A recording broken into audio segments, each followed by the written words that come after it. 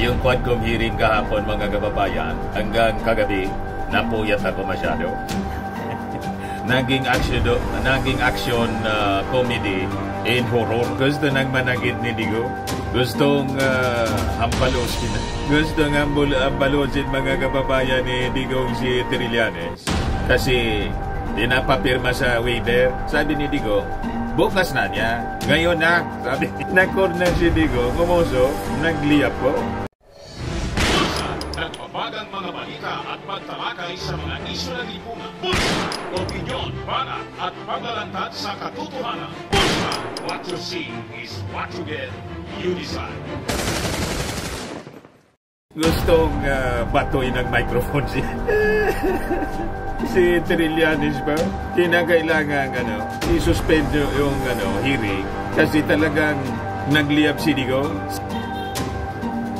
Si Digong Mandag po yung nagliliyap. Lockdown po, relax.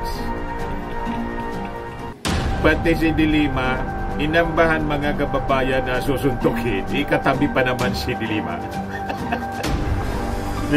Duterte threatens to slap hit Trillanes with mic at drug war probe. Sige kasi yabang mga kababayan, napasubo na mag-attend. Biglang kinombin mga kababayan yung Quadcom hearing. Hindi na siya ngayon maka-atras na bitag po. Inawagan Digong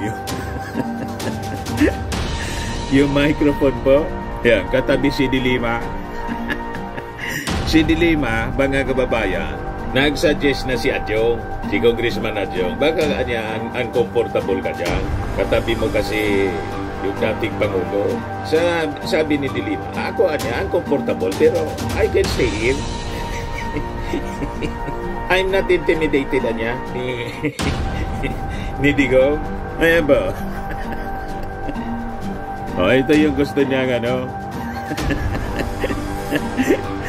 gusto niya mga kababayan na asuntukin si Dilima. Agip ng camera. But ang isa pang comedy doon sa hearing. Nung si Itay dumating, mga pasado alas 4, hindi man siya imbitado. Quadcom yun. Ang ginawa mga kababayan ng Congress, pinareceive yung invitation para sa hearing ng Committee on Good Government. Ngayon si Inday, nag-attend. At itong ating programa mga kababayan, atid sa inyo nitong ating mga sponsors. Firmax, Firming and Lifting Cream. Pinapay po sa mga pulses in affected area. Mainam po ito sa mga pains at paninigas ng mga kaso-kasuan. Ito sa mukha naman yung application, anti-aging, Automax po siya. Ito ay Glow 60 mga kababayan. Whitening po siya. Made in South Korea. Ito naman po, Ningxia Red Mix Fruit Drink. Gawa po siya sa goji berry. May anti-cancer properties po siya. At sa mga nagana po ng malinis and spacious fitness gym, pumunta lang po kayo sa aming Colossal Fitness Gym. May Grab car rental din po kami. At bills payment po sa aming office. At saka sa mga mahilig po sa mga imported bags, manood po kayo sa live selling ni Madam Aileen Rosales sa kanyang Aileen Closet po. Pati mga shoes, ito yung kanya po. Ito yung kanyang page. Kita ninyo, napakagandang mga online selling po siya. Si Madam Aileen Rosales. Cellphone number niya po, 773-798-7816. I-sinerve tuloy sa kanya yung invitation. Yan po. Hindi na siya makaiwas. Yan po yung invitation sa kanya. Pina-receive. Di ba? Kung saan siya imbitado, ayaw mag-attend. Pagkatapos dito sa Quadcom, di man siya imbitado kasi yung tatay niya yung imbitado. Wala naman siyang papel. Pumunta. Comedy talaga po ang pamilya Duterte. Pero mga kababayan, before kong ibigay sa inyo yung full story niyan, gusto kong unahin muna kasi ngayon po, threatened yung aming lugar ng bagyong si Pipito, Manyi. Si Ophel po nandun sa north, pero ang nagtitreten sa amin po, itong si Manny, si Ophel, nananalasa na po. In fact, mamaya, 12 noon, suspended na yung classes dito sa amin kasi pati trabaho yata. Kailangan natin yung paganda kasi ito, super typhoon. Pero unahin ko muna itong si Ophel po. Yung update po ng bagyong si Ophel na nananalasa na sa Northern Luzon. Si Uyagi po, Ophel, ang local name, international name niya, Uyagi. So kunin muna natin itong report ng Pag-asa. Umaga po, narito ang latest sa binabantayan po natin na si Bagyong Ophel at alam din po natin yung latest na update sa binabantayan po natin na bagyo na nasa labas ng ating Philippine Area of Responsibility na si Tropical Storm Manny. So as of 5 a.m. bulletin po, update po tayo sa lagay ng panahon pati na rin sa Bagyong Ophel as of 5 a.m. bulletin. So nakikita po natin dito sa ating latest sa satellite animation na patuloy pa rin po nating minomonitor yung tatlong bagyo na nasa loob at labas ng ating Philippine Area of Responsibility. So unang-una po ito si dating bagyong Nika na currently ay wala na pong epekto sa anong bahagi ng ating bansa at nasa labas na po ng ating Area of Responsibility. Ito naman po si Bagyong Ophel na currently ay nasa loob po ng PAR at nakaka-apekto sa ilang bahagi po ng ating kapuluan. At yung ikatlong bagyo naman po ay si Tropical Storm na may international name na Manny na currently ay nasa labas pa rin po ng ating Philippine Area of Responsibility. So yung main focus po natin sa ngayon ay itong si Bagyong Ophel, gayon din si Bagyong Manny.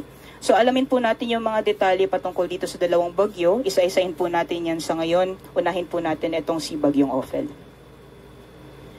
So as of 4 a.m., yung latest location po ng mata nitong si Bagyong Ophel ay huling namataan sa layang 215 kilometers silangan ng Ethiaga, Isabela at nagtataglay po ito ng lakas ng hangin na umaabot ng 165 kilometers per hour malapit sa gitna.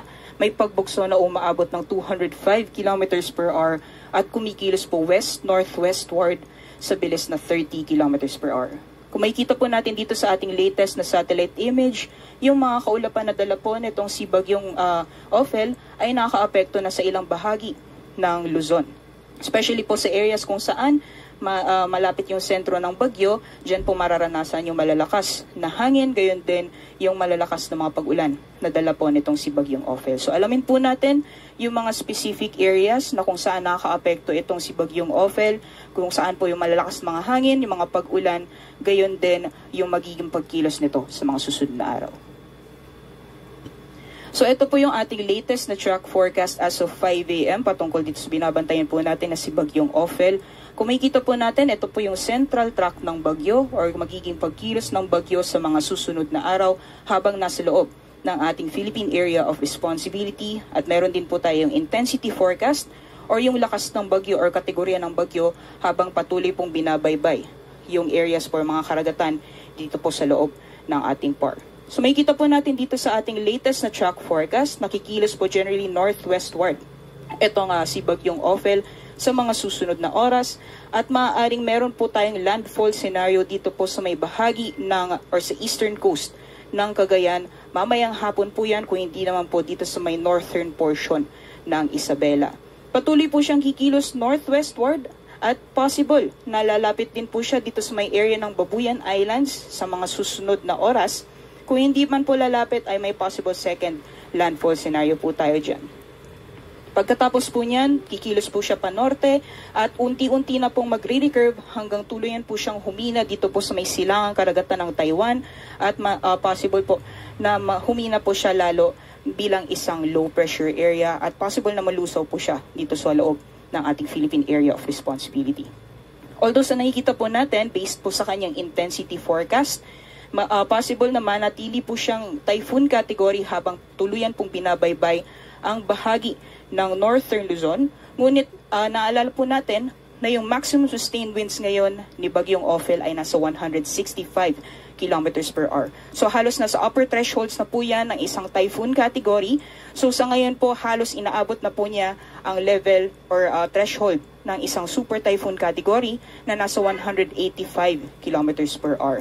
So in the event po na maging favorable yung conditions para sa patuloy na paglakas nitong si Bagyong Ophel sa mga susunod na oras, ay hindi po natin inaalis yung posibilidad na maaaring umabot po ito ng super typhoon category sa mga susunod na oras.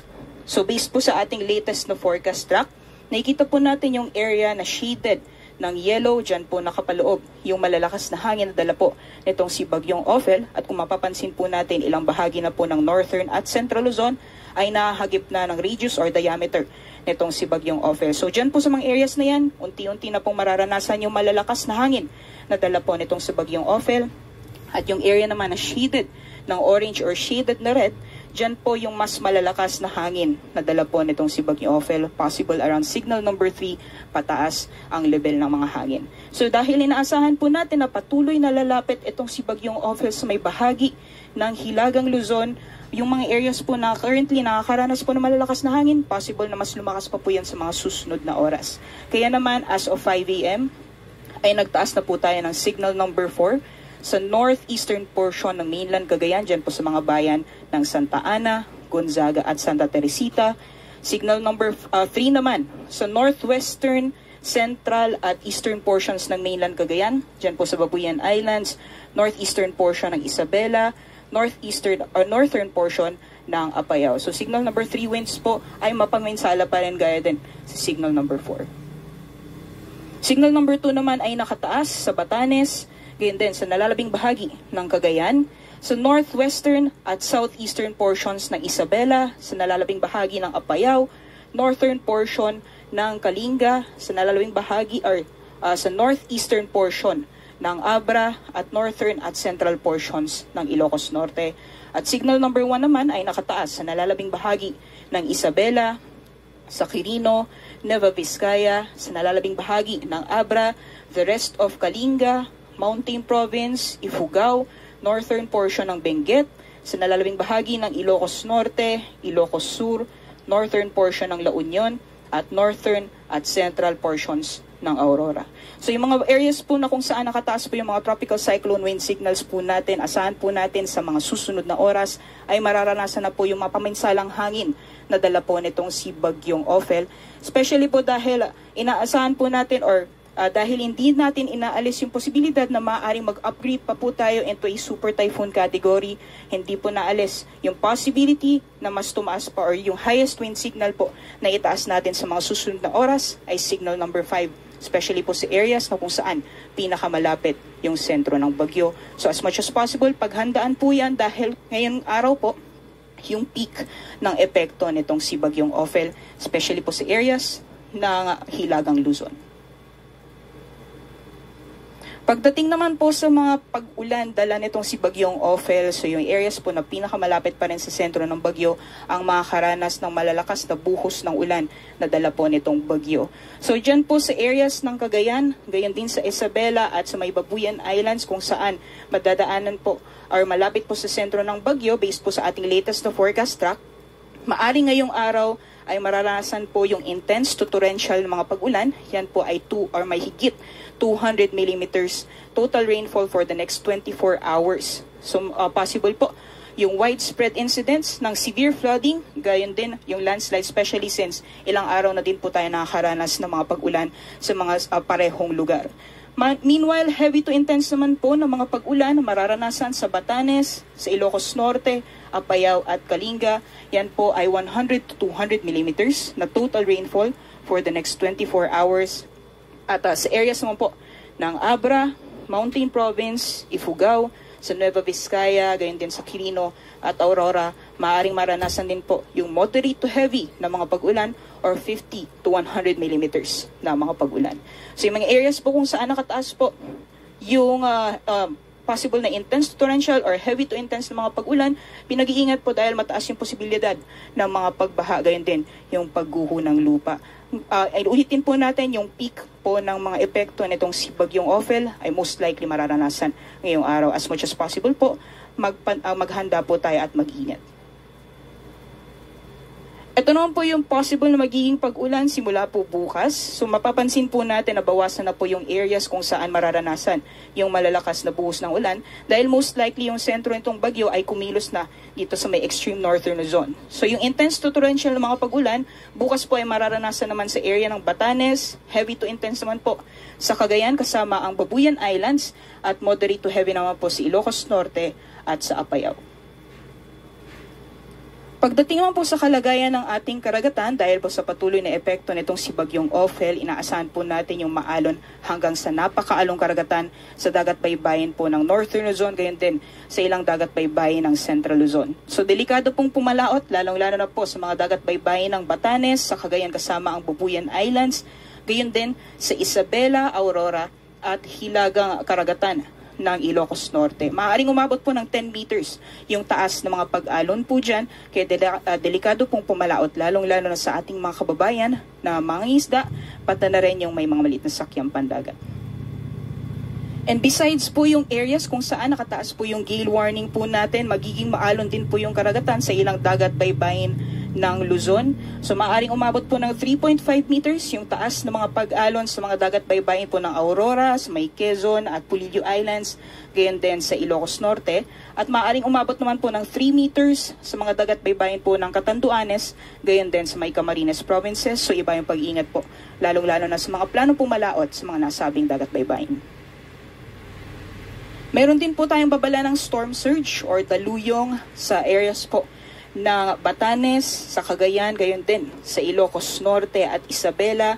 Ibig sabihin po nito, yung level po ng karagatan dyan sa areas po na yan ay maaaring umabot mula or tumaas mula 2.1 hanggang 3 meters at 1 to 2 meters naman po sa may Aurora at sa Ilocos Norte, gayon din sa Ilocos Sur. So ingat po sa ating mga kabayan, lalong-lalo na sa mga areas kung saan malapit po sa Dalampasigan.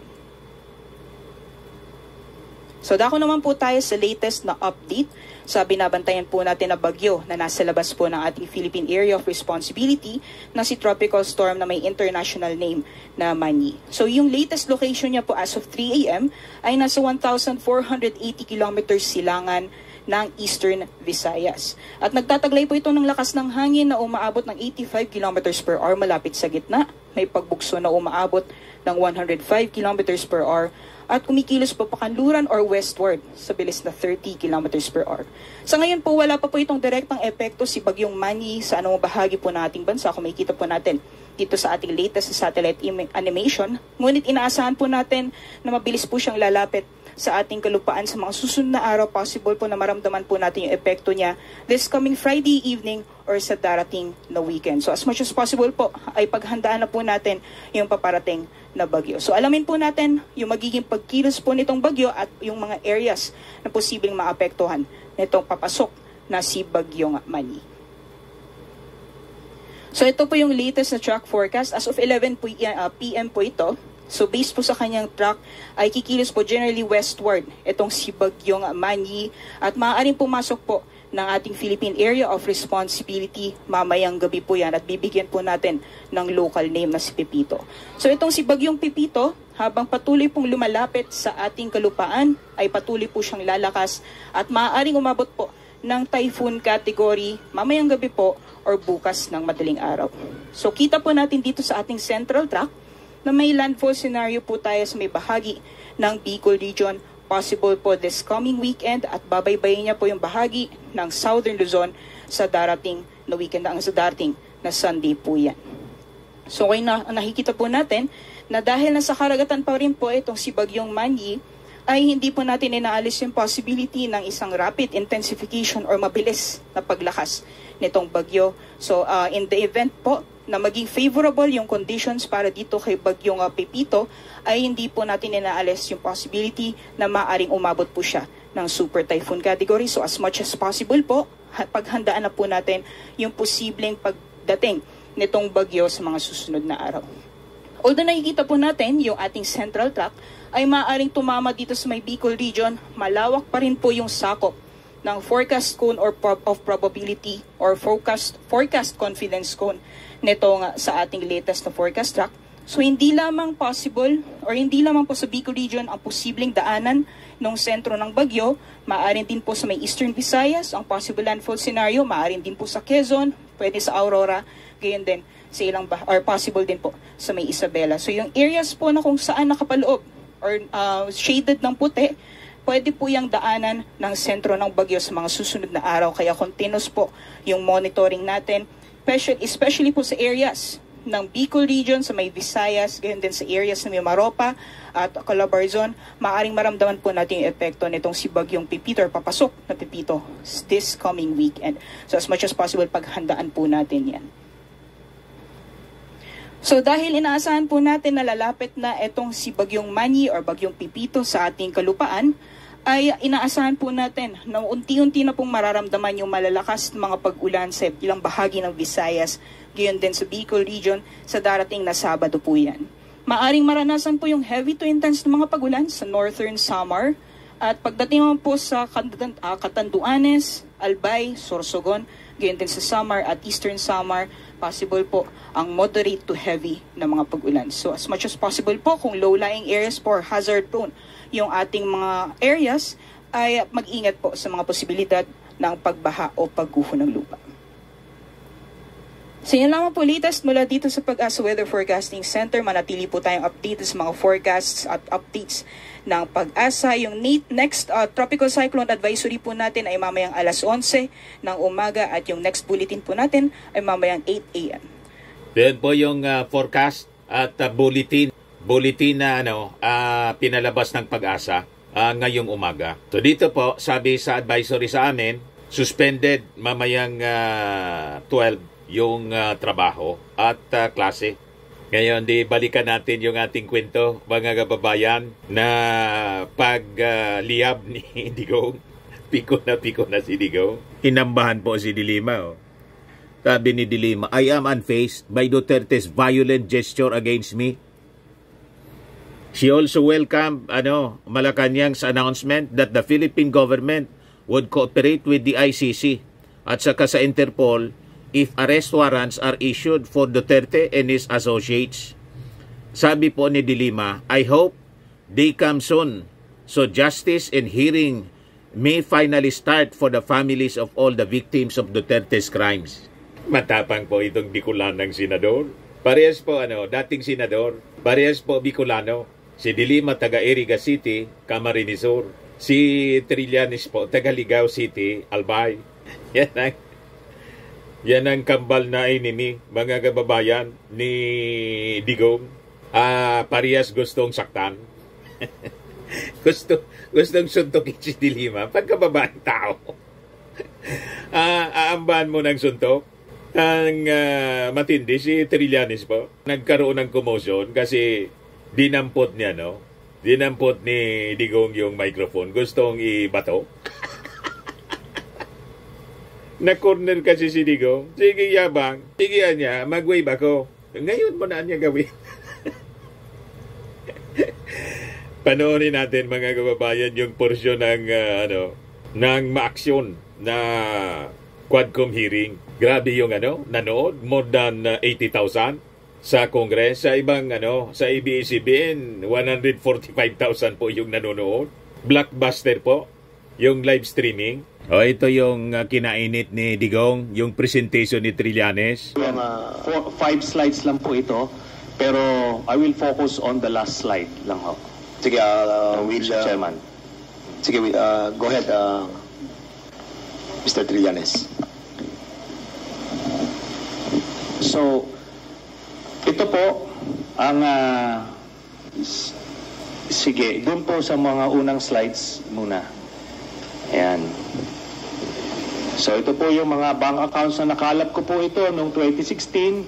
Tapos ito po ay na-validate na ng ombudsman na kaparehas nga nung naisumite ng AMLAC sa kanila. Kaya ano po tayo, kumpiyansa po tayo sa provenance nitong dokumentong ito. So sige po, next slide. Ito po yung mga iba't ibang mga pumasok na pagkapirahan kay accounts ni Duterte. Tapos, sige po, next slide. Yan. So ang total po ng mga credits na pumasok ay 2.4 billion, no? Ngayon kung ano talaga yung actual total, malalaman po natin yan pagka binuksan po yung accounts. Ngayon po ito, no? Ang pagkakamali po ni Mr. Duterte nung nagtatago siya ng pagkapirahan ay ginawa niyang joint account yung kanyang anak na si Vice President Sara Duterte. Kaya ito po ay alam po naman natin na exempted sa bank secrecy law ang impeachment. So lalabas po yan lahat. Sige po, next slide. Ito po yung last slide, no? Dito po, meron po ito pong mga si transactions Sara, na ito. Si Digong, meron pong si Baste, si Pulong, kay si Vice President Sara, Hanilet, Abansenya. meron po kay Duterte, meron po kay Baste Duterte, meron kay Pulong Duterte, at meron po kay Hanilet Abansenya. Ito pong mga ito ay mga managers checks under their name na ang origin po ng account ay yung isa dun sa mga drug lords na minention ni Las Cañas na si Sammy Uy. Ito po, ano ito? Siguro ng mga panahon na yan, 2011 to 2013, medyo kumpiyansa sila sa kanilang mga gawain, kaya may physical na checks, no? Pero after that, ang mga deposito diretso na sa account, so wala nang paper trail. Pero makikita natin dito yung pattern po, Mr. Chairman. Magdidibidendo yung drug lord dun sa pamilya nila Duterte tuwing October at April, no? Kaya sunod-sunod po yan. And by the way, makikita po natin si Vice President Sara, meron po siyang 2 checking in-encash dyan under her name, manager's checks. Tapos ito po ay while she was mayor, no? Kaya yan ay direct bribery, no? Tapos process of the illegal drug trade. Ito po ang naging pruweba natin. Kaya nung cross match po namin yung dokumento na kuha namin at dito sa mga personalidad na minention po ni Arturo Las Cañas, na-confirm namin yung kanyang istorya. Nakita niyo po dyan, si Duterte, pareha sila ng amount na in-encash, no? Tapos, itong mga anak, sila Baste Duterte, ayan po, tagte 10 million every 6 months. Kay Pulong Duterte, meron din. Ngayon po, lahat ito ay hawak yan ng mga bangko mismo. Meron silang physical copy, meron silang soft copy netong mga sinasabi na ito. Kaya hindi po yan pwedeng i-deny lang kasi alam naman natin yung mga estilo ni Duterte, mag-a-admit konti pero magde-deny to confuse everyone. Pero ito po yung smoking gun, Mr. Chairman. So, yan po, we concluded na peke talaga ito. Ginagawa niya yung war on drugs para proteksyonan niya yung sindikato niya na sina Michael Yang, Sammy Uy at Charlie Tan. So, kaya po nung sa Davao pa lang pinapatay po nila yung kompetensya. Tapos nung sila na ang presidente, ginawa nilang National Death Squad, yung nangyari. Tapos si Leonardo nga po yung ginawa niyang point person. Tapos yung drug list na sinasabi ni Duterte, merong legitimate mga personalities doon, galing dun sa mga iba't ibang ahensya. Pero pag may kailangan silang isingit na mga kalaban nila sa drug business, sinisingit po nila doon. Kaya nga may mga tinutumba na mga involved din sa illegal drugs kasi kompetensya nila yon sa distribution. Kaya yan po lahat na yan ay napagtagpi-tagpi namin. So kaya that would explain kung bakit protektado si Michael Yang kahit na may report itong si Colonel Asierto. Tapos hindi lang po yan, nung nilabas po yung report na yon, sa sobrang pagproteksyon nila kay Michael Yang, yung mismong gumawa ng investigasyon, yun yung gustong ipapatay at sinampahan ng kaliwat kanang kaso. Kaya makita natin dun sa mga drug lord na hindi kasabwat sa sindikato ni Duterte, ano siya, porsigido siyang patayin, pero doon sa kanilang grupo, itong mga ito na mention, Michael Yang, Charlie Tan at Sammy madali nang umusok hanggang ngayon. Mamaya magliliyab na yan. PDEA director ni Duterte na si Wilkins Villanueva, hindi nga masama sa druggist hanggang after 2022 si Michael Yang. Yun po ang dahilan kasi binilin po sa kanya yan ni Duterte. Salamat po. Mr. Chair. Yeah, please proceed, Congressman Teves. May I ask the former President kung alam niyo po ba na kinasuhan po ni former Senator Trillanes sina Congressman Paulo Duterte, Attorney Mans Carpio for drug smuggling? Hindi ho. Pero kung totoong drug smuggling man sila, they should be prosecuted in court. And if convicted, they should serve sentence in jail. Hindi ko pipigilan yan. Kung totoo. Ngayon, yung narration dito ni hindi ko kilala itong taong to. Forgot his name. Your Honor, if there is hindi daw niya kilala of truth, ayuta lang, baski konti lang. Malapit nang sumabog si Dinigaw. May nilagay siya ng record. Now, I'm willing to execute an affidavit or kayo na lang to summon the banks or so on to my waiver. Kung may totoo lang maski isa, I will hang myself in front of you. Nagyabag na naman. You can summon, I will sign a waiver. All banks. Ayan na. Pati yung World Bank ng Amerika. Malapit na. Kung may isang totoo lang nakiting, I will resign and I will ask my daughter to resign and everybody in the family.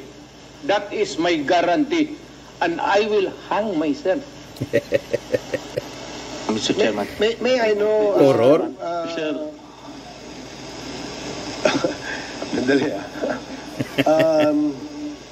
sige, sorry, Congressman Paduano, sige, you and then Congressman Teves, and then I will allow you, Senator Trillanes, after the two members have spoken. Yes, Congressman Paduano. Thank you, Chairman, with the indulgence of Congressman Teves. Ganito lang po, because Senator Trillanes presented yung mga bank accounts.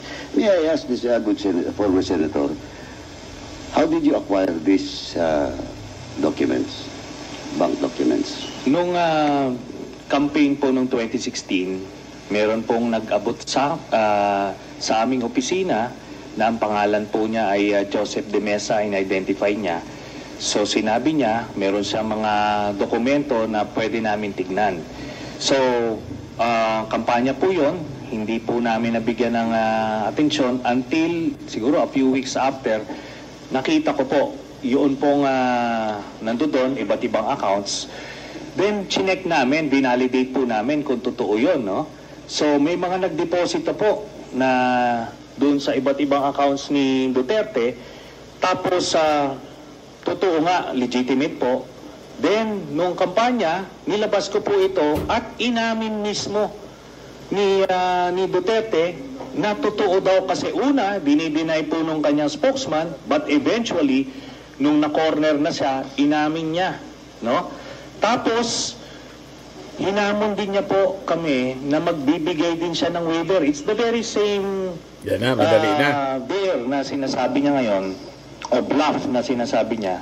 At ano po, ako po ay nagpakita doon sa BPI branch na yon sa Julia Vargas, pero siya po hindi sumipot. Ang sumipot sa kanya, itong si Panelo. Ngayon si Panelo, wala pong dalang waiver. Ang nilabas niya, Tumukulo special na si power Digong. of attorney na may specific conditions. Ngayon po, natapos na lahat yung kampanya, presidente na siya, ni ay ni oy, wala na po nangyari doon. Kaya ito po, inadmit niya na yan, mga dokumento na yan. Inadmit niya na yan, no? And let me just comment a bit, Mr. Chairman. Kasi yung sinasabi niya, in relation dun sa case na final ko kay Pulong at kay Mans Carpio, sabi niya, edi i-file daw sa korte at harapin nila. Pero yung mga libo-libong Malapit mga na magliyab. never got that Mamaya sasabog na yan. privilege of the due process. Pagka wala ka sa grupo niya, hindi ka sa sindikato niya, protektado ka. Kailangan mag-file sa korte. Pero pagkakaribal ka at ordinaryong Pilipino ka, tutumba ka. Yun lang po, Mr. Chairman. Horror po. Man, can I have my follow-up question? You have the floor, Congressman Paduano. Former Senator Trillanes testified that that document was not acquired legally. It was just given to him. And with that, Mr. Chairman, though he might appreciate that bank records, but for me, Mr. Chairman, I am not a lawyer. But with regards to how authentic is the bank documents being presented to us by former Senator Trillanes, we must ask the AMLA, Mr. Chairman. So with that, Mr. Chairman, unless Senator Trillanes can present to us another document that bank records came from an authentic, competent agency of government, Mr. Chairman. In this case, it's the AMLA. Now, Mr. Chairman, so with that, Mr. Chairman,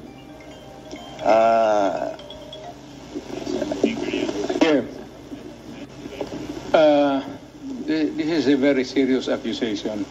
Malapit nang sumabog. Mr. Chair, Mr. Chair, Congressman Paduano has asked the floor, but with the indulgence of... No, I think the chairman has ruled a while ago the sequence of those people present in this hall to answer. Okay. I think we must follow that, Mr. Chair. Thank you for reminding the chair, Congressman Acop. Now, Congressman Paduano, please proceed if that is your last. I am sorry, I thought that you were tapos na. Thank you, Mr. thank President. you, Mr. President. Anyway, Mr. President. Now, with that, Mr. Chairman, and the former President has a while ago has a commitment to waive his right with regards to all the bank accounts that was mentioned by former Senator Trillanes. Now, Diyan napiko ng todo si Digong. At the same time, you Kinorner kasi sa waiver. The former President will sign a waiver with regards to all those bank accounts. Thank you, Mr. Chairman. I will sign it, the document, tomorrow, and I will hand it kasi magagawin pa ng abogado. But I said, if there is an iota of totoo yung sinasabi, I will hang myself in your presence. I will invite you all to be a witness. Okay, thank you, Mr. Chairman. Congressman Paduano. Si Congressman Bong Teves, and then I will allow former Senator Trillanes after Congressman Bong Teves. Thank you, Mr. Chair. This is my last question. Siguro naman, first, Mr. President, lahat po na tinanong ko po sa inyo ay galing po yan kay Mr. Jimmy Luban. Not for me. Kasi po ay na-invite na natin siya rito bilang isa sa mga resource person sa mga naunang hearings. And then, may I ask Mr. President, for my last question, given na po na na-acquit si former Senator Laila de Lima sa mga kaso niya tungkol sa drugs. As now, Mr. President, naniniwala pa rin po ba kayo na si former Senator de Lima ay queen of all drugs lords? Sir, I go by what is the reality of the day. Pag sinabi ng korte, inosente si de Lima, inosente si de Lima. Wala tayong magawa dyan. Kung magsabi ang korte, guilty si Duterte, wala rin kayong magawa dyan. That's a democratic process. Ibig sabihin po, nagkamali tayo ng pag-akusa kay former Senator de Lima. Thank you very much, Mr. Chair. Okay, former Senator Trillanes, you are now recognized. Mr. Chairman. Mr. President, after the former Senator, the Chair will recognize you po. May I be given... Yes. Going to the bathroom. Okay. We'll have a 2-minute suspension. I'm sorry. Hearing resumed. Mr. President, you will be reacting to the yes, sir. Query. Sabi, de Lima na-acquit? Yes, ang tanong natin kanina is ang na-acquit po si si Senator de Lima at sinasabi po ni former President na kung ano ang hatol ng batas ay 10 ang masusunod. Ibig sabihin, nagkamali po ba ang ating dating Pangulo sa pag-akusa kay former Senator de Lima na siya ay isa sa mga queen ng drug lord? Sir, saan mo narinig yan? Bigyan mo ako ng kopya. Saan mo narinig yan? A recording or a newspaper. Pangalawa, sir, nakalimutan ko na tuloy ang sabihin.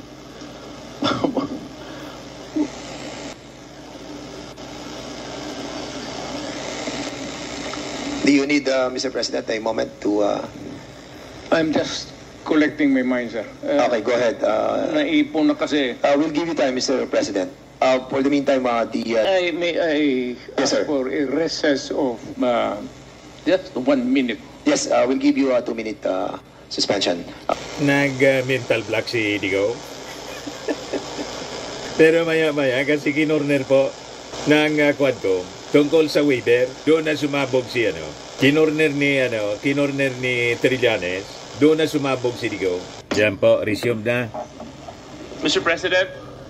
Yes, Your Honor.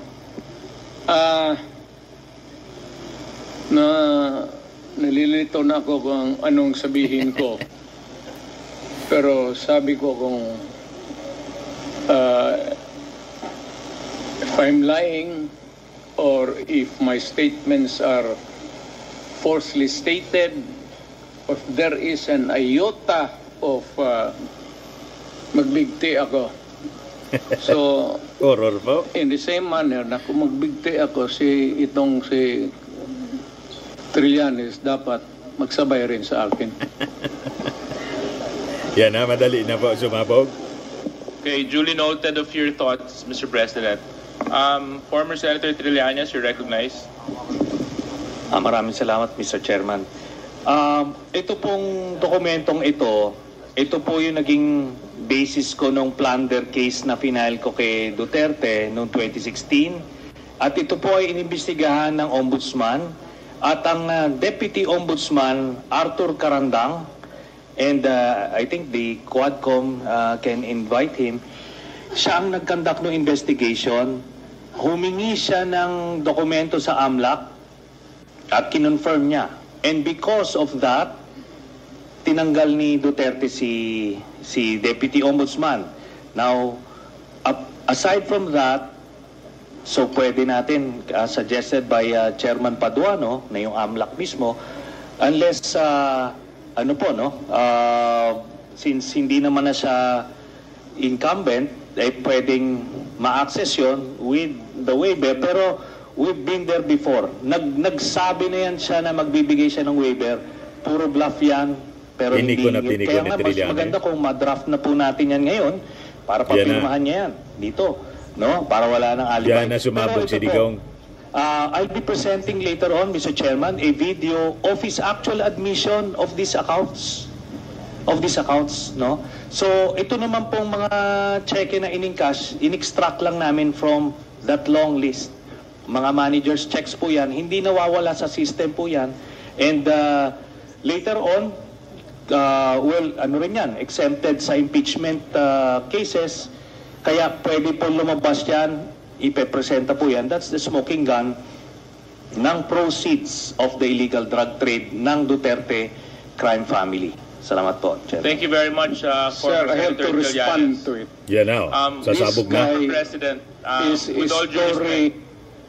with all due respect, I'll have to follow the rules. Yeah. I will give you time later, Mr. President. I will give you time later. Just so that we can put to rest this issue of waivers, because it's been going back and forth. Will the former president be okay that if we draft the waiver now, that it be signed today instead of tomorrow? Will you be fine with that, Mr. President? Anong kapalit, sir? Hindi. Sampalin ko siya sa publiko. Hindi. Wala naman. Wala pong ganunan. Chairman. Sasampalin ko sa pulit. Sumasabog na. Session suspended. Yan na.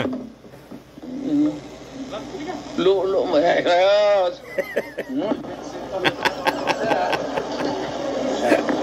Yan na, gustong manakit.